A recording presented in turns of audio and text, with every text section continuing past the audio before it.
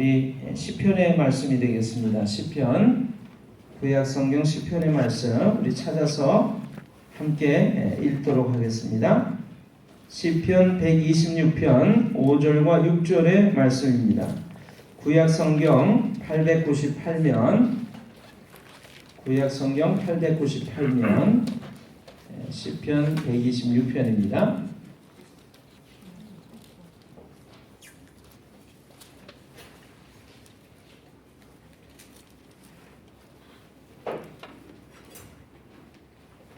시편 126편 5절과 6절의 말씀이 되겠습니다.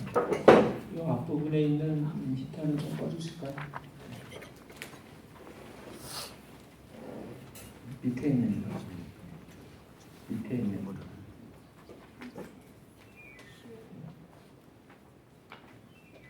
예, 126편 5절과 6절 찾으셨죠? 우리 한 목소리로 같이 읽겠습니다. 시작. 눈물을 흘리며 씨를 뿌리는 자는 기쁨으로 거두리로다. 울며 씨를 뿌리러 나가는 자는 반드시 기쁨으로 그 곡식단을 가지고 돌아오리로다. 아멘. 제가 다시 한번 읽습니다. 눈물을 흘리며 씨를 뿌리는 자는 기쁨으로 거두리로다. 울며 씨를 뿌리러 나가는 자는 반드시 기쁨으로 그 곡식단을 가지고 돌아오리로다. 아멘. 여러분, 100가지, 1000가지, 10,000가지의 문제 가운데 해결책은 오직 한 가지입니다. 오직 그 모든 것을 해결할 수 있는 열쇠 한 가지가 우리가 다 알고 있는 그 이름에 있습니다. 누군지 아시죠? 네. 10,000가지, 1000가지의 모든 문제 해결책 오직 예수. 우리 가운데 많은 분들이 앉아 있습니다. 얼굴이 예쁜 분도 있고요, 재주와 능력이 뛰어난 분도 있고요, 힘이 센 분도 있고요. 재주와 능력이 다 하나님이 주신 재주와 달란트가, 은사가 다 각각이지만 다 아름다운 모습 가운데 하나님의 영광을 위해서 존재하고 있습니다. 다 소중하고 다 귀한 분들이지만 우리 가운데 가장 또 존귀되셔야 될 한 분이 있습니다. 누굴까요? 오직 예수. 오직 예수님이라고 하는 사실을 우리가 고백하면서, 기억하면서 오늘 우리 예배 가운데 온 마음을 오직 그분에게 향하시고 쏟으시면 참 좋겠습니다. 오늘 저는요, 심고 뿌리지 않으면 거둘 수 없습니다 라고 하는 제목으로 하나님의 말씀의 은혜를 여러분과 함께 나누려고 합니다. 여러분, 매번 인사를 드리는 것이지만 다시 한번 제가 고백하면서 여러분에게 인사를 드립니다. 오직 예수님. 아멘. 주 예수의 은혜와 평강이 여러분들에게 더욱 가득 차고 넘치시기를 주님의 이름으로 축원합니다. 아멘. 아빠가 밤늦게 들어온 노처녀 딸을 앉혀놓고 구박을 했습니다. 너는 도대체 왜 결혼도 못하고 있어? 그랬습니다. 그랬더니 노처녀인 딸이 아버지를 바라보면서 대답을 했어요. 아니, 대통령도 못하는 것을 제가 어떻게 해요? 아빠가 어이가 없어서 야단을 쳤습니다. 그럼 네가 대통령이라도 해야 될 거 아니야? 그랬더니 딸이 아버지를 바라보면서 아버지가 대통령이 아니었는데 제가 어떻게 돼요? 이렇게 얘기를 했대요. 여러분 받으신 인생물에 있는 얘기입니다. 우리 지금 박근혜 대통령을 풍자해서 나온 유머 같아요.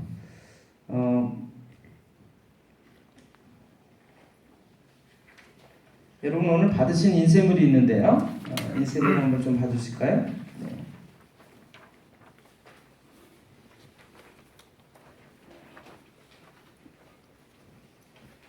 네. 첫 번에 보시면 아버지가 아들, 딸에게 보내는 글입니다 라고 되어 있는 것입니다. 여러분 다 받으셨나요? 네. 자, 아버지가 아들, 딸에게 보내는 글입니다. 아들아, 딸아, 최고의 인생을 만들기 위해 겉절이 인생이 아닌 김치 인생을 살아라. 김치가 맛을 제대로 내려면 배추가 5번을 죽어야 한단다.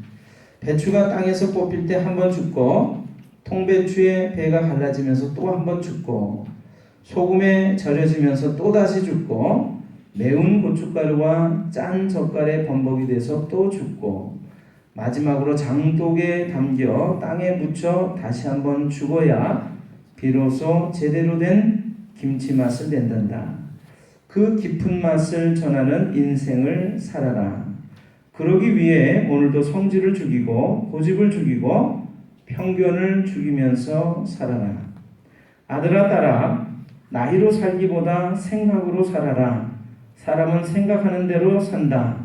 그렇지 않으면 사는 대로 생각하고 만다. 생각의 게으름이야말로 가장 비참한 일이다. 이래서 상놈은 나이가 벼슬이라 한다. 나이로보다 생각으로 세상을 보아라. 생리적 나이는 어쩔 수 없겠지만 정신적 나이, 신체적 나이는 29살에 고종에 살아라. 딸아 아들아, 거북이보다 오뚜기가 되어라. 돌팔매질을 당하면 그 돌들로 성을 쌓으라는 말이 있다. 너는 쓰러지지 않는 것이 꿈이 아니라 쓰러지더라도 다시 일어서는 것이 꿈이 되도록 하여라. 한번 넘어지면 누군가가 뒤집어주지 않으면 안 되는 거북이보다 넘어져도 우뚝 서고야만은 오뚜기로 살아라. 하나님은 실패자는 쓰셔도 포기자는 안 쓰신다. 넘어지는 것을 두려워하지 말고 깨지지 않는 것을 두려워해라. 계란이 스스로 깨고 나오면 병아리가 되지만 남이 깰 때를 기다리면 계란 후라이밖에 안 된다. 허물을 벗은 뱀은 살지만 허물을 벗지 못한 뱀은 죽는다고 하지 않더냐. 남이 너를 깨트릴 때까지 기다리지 말고 너의 관습의 틀을 벗고 고정관념을 깨트려 매일 새롭게 태어나오라. 내 자식들아, 못생긴 나무가 산을 지키듯 사막을 건너는 것은 용맹한 사자가 아니라 못생긴 낙타이다. 고래가 아닌 새우로 살아라. 우리의 식탁을 가득 채우는 것은 고래가 아닌 새우이다. 누군가의 삶에 필요한 존재가 되어서 살아라. 네. 여러분 좋은 말인데요. 오늘 누군가의 아들과 딸이 되어 있으시지 않습니까? 오늘 하나님께서 우리에게 들려주시는 음성이라고 생각하시고 귀하게 마음에 받으시면 참 좋을 것 같습니다. 크고 잘생겼다고 자랑하는 나무는요, 빨리 베어져서 또 땔감으로 또는 다른 용도로 사용이 되고 맙니다. 못생긴 나무는 그렇기 때문에 그냥 그 산을 지키고 있게 되죠. 오늘 우리의 삶 속에 그 잘나는 것이 없을런지 모르겠습니다. 그러나 내가 가지고 있는 것 가지고 그대로 지켜나가면 우리가 산을 지키는 그 한 그루 한 그루의 나무가 된다라고 하는 것이죠. 사막을 건너는 것 멋지고 잘생긴 힘센 사자가 아니고요, 못생긴 낙타래. 오늘 낙타처럼 살아가시는 여러분 제가 되시기를 주님의 이름으로 축원합니다. 아멘.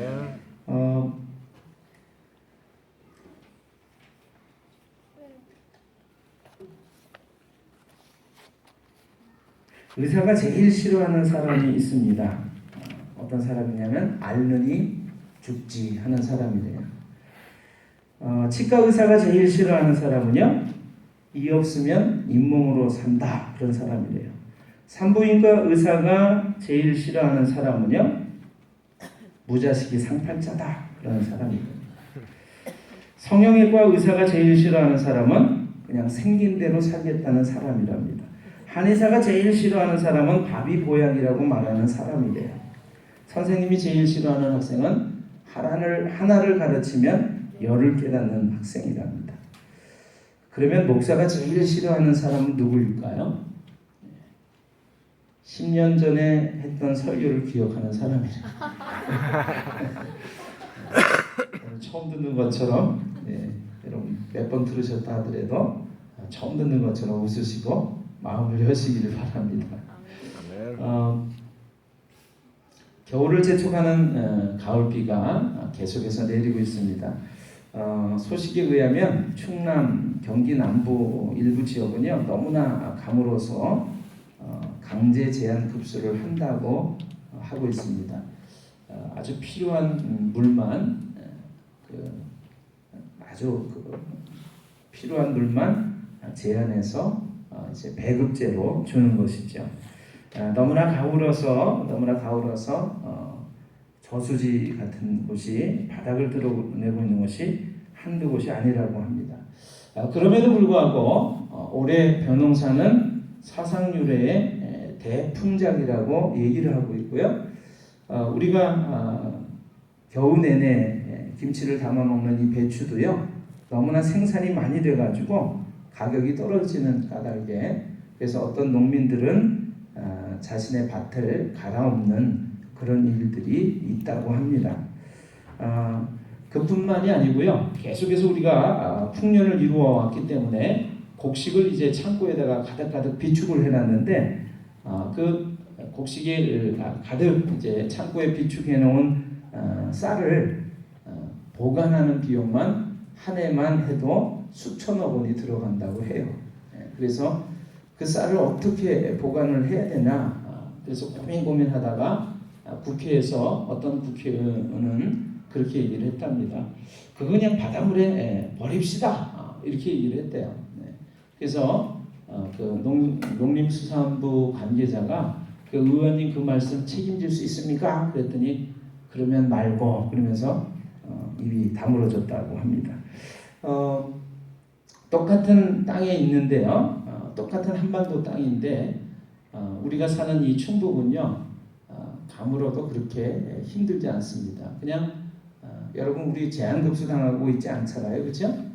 근데 저쪽 그 전라남도 좀 밑에만 내려가도 저수지가 막 다 바닥을 드러내고 있고요. 저 북한은 사상유래의 가장 최악의 가뭄, 흉년으로 인해서 올해도 굉장히 힘들다고 소식이 전해지고 있습니다. 제가 행사가 있어가지고요. 어디를 좀 갔는데요.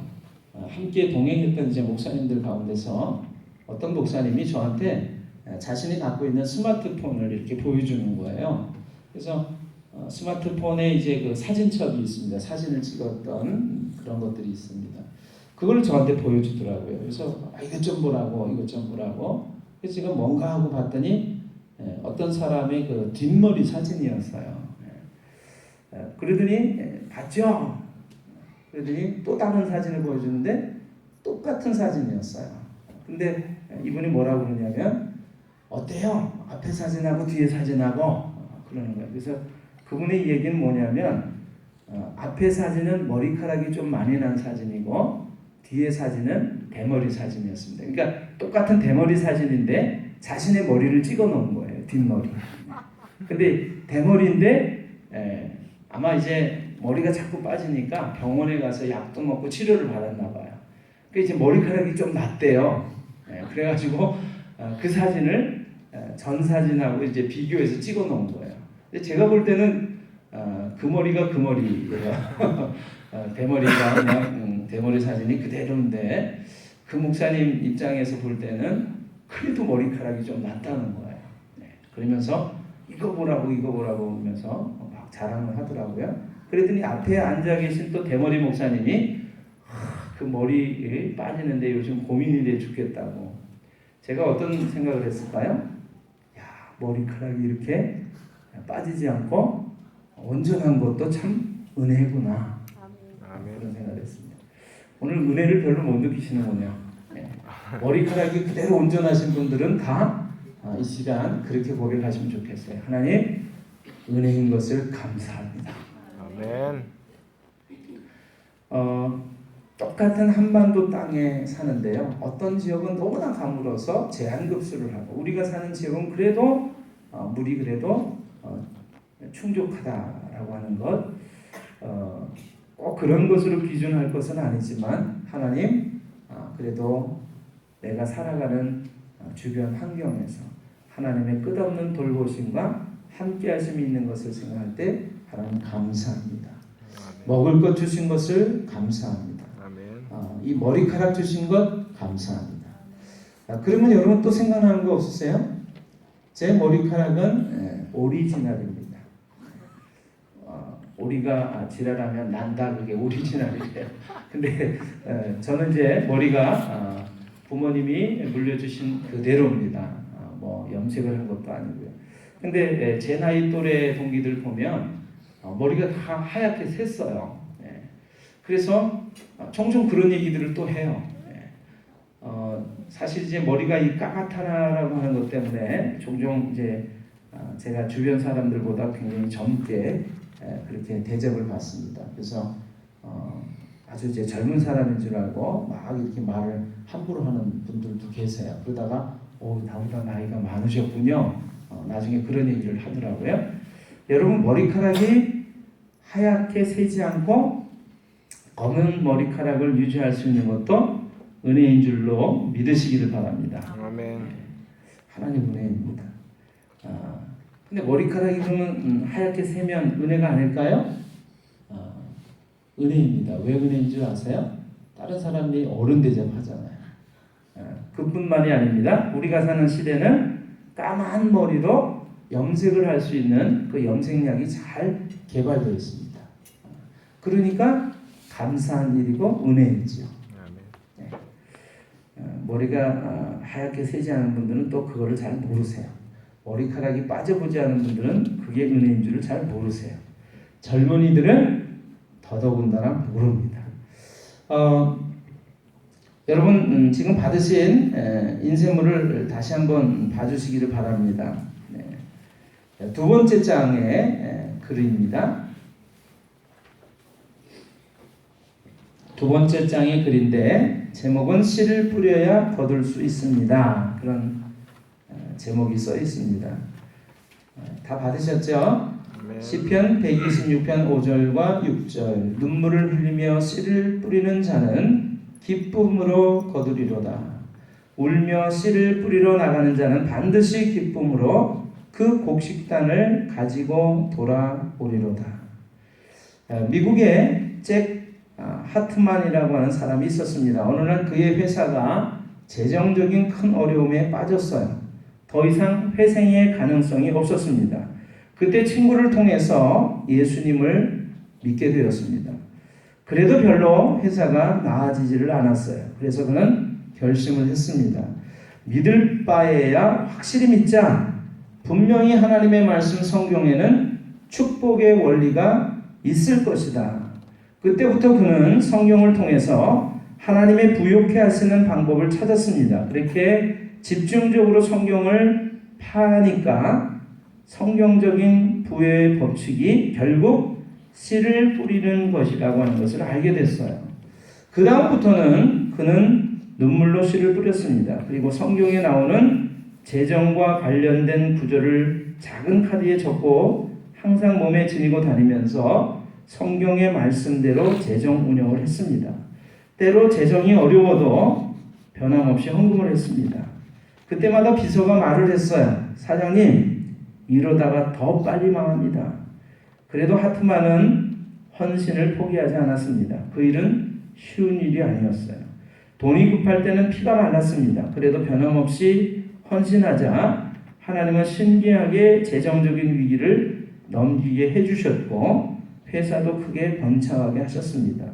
그래서 그는 지금도 세계 곳곳을 다니면서 성경대로 살면, 하나님의 말씀대로 살면 축복을 받는다는 사실을 전파하고 있답니다. 씨앗에는 7가지 법칙이 있는데요. 첫 번째는 먼저 뿌리고 나중에 거둔다라고 하는 것입니다. 거두려면 먼저 씨를 뿌려야 합니다. 뒷장을 봐주실까요? 여러분, 원하는 것을 얻으려면 먼저 주어야 합니다. 원인을 지어야 결과가 생기는 법이죠. 모든 일에는 시작이 있어야 끝이 있습니다. 두 번째, 뿌리기 전에 밭을 갈아야 합니다. 씨가 뿌리를 내리려면 준비가 되어 있어야 합니다. 밭을 갈지 않고 심으면 싹이 나도 뿌리를 내리기가 힘들고요. 싹이 난 후에 밭을 갈려고 하면 뿌리를 다칠까 손대기 어렵습니다. 세 번째, 씨앗의 법칙이죠. 시간이 지나야 거둘 수 있다라고 하는 것입니다. 어떤 씨앗도 뿌린 후에 곧바로 거둘 수는 없습니다. 무슨 일이든지 시작했다고 해서 즉각적으로 그 결과가 있기를 기대하지 말아야 합니다. 음식점 장사도 한자리에서 1년은 열심히 뛰어보아야 성패를 알 수가 있고, 글씨나 그림도 3년은 열심히 배워보아야 소질이 있는지를 알 수가 있습니다. 네 번째, 뿌린 씨가 전부 열매가 될 수는 없습니다. 10개를 뿌렸다고 해서 10개 모두에서 수확을 할 수는 없습니다. 모든 일에 성공만 있기를 기대하지 말아야 한다는 이야기지요. 주식도 5종목을 사서 2종목이 올랐어도 전부 합쳐서 플러스가 났으면 잘 산 것이고요. 세상에서 나를 좋다고 하는 사람이 17만 되어도 당신은 훌륭한 사람이라고 하는 것입니다. 5번째입니다. 뿌린 것보다는 더 많이 거둔다라고 하는 것입니다. 그럼에도 불구하고 모든 씨앗에서 수확을 못해도 결국 뿌린 것보다는 많이 거둡니다. 너무나 이해타산에 급급해 하지 말고 일비하지 마십시오. 한번 웃고 막 슬퍼서 울고 그렇게 하지 말라는 것이죠. 인생은 길게 그리고 넓게 보아야 합니다. 알몸으로 왔다가 옷 한 벌은 입고 가는 것이 인생입니다. 6번째, 콩 심은 데 콩 나고 팥 심은 데 팥 납니다. 선을 행하면 상으로 돌아오고 악을 행하면 벌로 돌아옵니다. 악을 행하는 것보다는 차라리 아무것도 하지 않는 것이 그래서 더 낫습니다. 이왕에 심으려거든 귀하고 좋은 씨를 가려서 심어야 합니다. 자기에게만 좋은 것보다 세상에 유익한 것을 심어야 합니다. 우리 7번째는 같이 읽어볼까요? 그래도 종자는 남겨두어야 합니다. 겨울에 아무리 굶주리더라도 내년에 뿌릴 종자씨는 남겨두어야 합니다. 남겨준 종자가 노년을 위한 저축인가 천국을 위한 헌신인가가 신앙의 분기점입니다. 여러분, 눈물로 씨를 뿌리는 자는 기쁨으로 그 곡식단을 거두리로다 라고 하나님의 말씀을 우리에게 들려주고 있습니다. 씨를 뿌리는데요, 우리나라와는 다르게 이스라엘은 씨를 심지 않고 뿌립니다. 그러니까 뿌린다라고 하는 것이 그냥 땅바닥에 그냥 뿌린다는 의미가 아니라 심는다라고 하는 뜻이 되겠습니다. 여러분, 심지 않으면, 뿌리지 않으면 거둘 수가 없어요. 많은 사람들이 거두는 것은 생각합니다. 이런 것들이 있었으면 좋겠어. 이렇게 거두었으면 좋겠어. 이렇게 되었으면 좋겠어. 그런데 그러려면 먼저 심어야 된다라고 하는 것이죠. 뿌려야 한다라고 하는 것이죠. 하나님의 말씀은 우리에게 먼저 심고 뿌릴 것을 말씀해 주고 있습니다. 근데 심고 뿌리는데 어떻게 심고 뿌립니까? 눈물로 심고 뿌립니다. 애쓰고 수고한다라고 하는 뜻이지요. 여러분들이 다 경험해 보신 거예요. 우리가 여름철에 고구마를 한 200평 저 땅에다가 심었습니다. 심느라고 애썼습니다. 저는 그렇게 생각했어요. 심어 놓으면 자연적으로 거둘 수 있겠지. 우리 가을이 돼서 거두려고 그랬더니 얼마나 거두었죠? 그냥 잡초가 그냥 사랑티만큼 자라가지고 말이죠. 양분을 다 빨아먹었어요. 제가 그래서 깨달은 게 있습니다. 심고 뿌려야 되고 가꾸고 돌보아야만 거둘 수 있구나, 그런 생각이 있습니다. 여러분, 자식을 낳기만 하면 무슨 소용이겠어요? 자식이 정말 제대로 살아갈 수 있도록 삶의 기준과 지침을 정해주고 하나님의 말씀으로 잘 양육해야 바르게 클 수 있는 줄로 믿고요. 아멘. 그리고 귀한 열매를 거두게 되는 줄로 믿습니다. 아멘. 우리의 삶도 마찬가지입니다. 여러분, 우리가 눈물로 씨를 뿌리고 있는지 모르겠어요. 그런데 땀방울을 흘리면서 눈물을 흘리면서 그렇게 심고 뿌리면 하나님은 반드시 기쁨으로 그 단을 거둔다고 말씀해 주고 계십니다. 아멘. 그래서 저는 한 예화를 여러분들에게 읽어드렸어요. 헌금하라는 얘기가 아니고 또 헌신하는 것에 대해서 강조하려는 얘기가 아닙니다. 하나님께서 세상을 창조하시면서 변할 수 없는 진리, 법칙을 이 세상 우리 삶 속에 다 심어 놓으셨습니다. 정해 놓으셨습니다. 태양은 동쪽에서 떠서 서쪽으로 지죠. 이것은 만고불변의 진리입니다.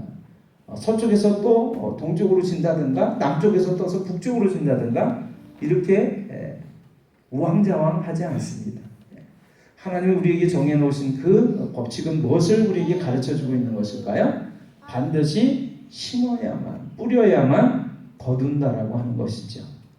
오늘 하나님의 말씀대로 살아가시는 여러분과 제가 되시기를 주님의 이름으로 축원합니다. 아멘. 심으시기를 바랍니다. 아멘. 뿌리시기를 바랍니다.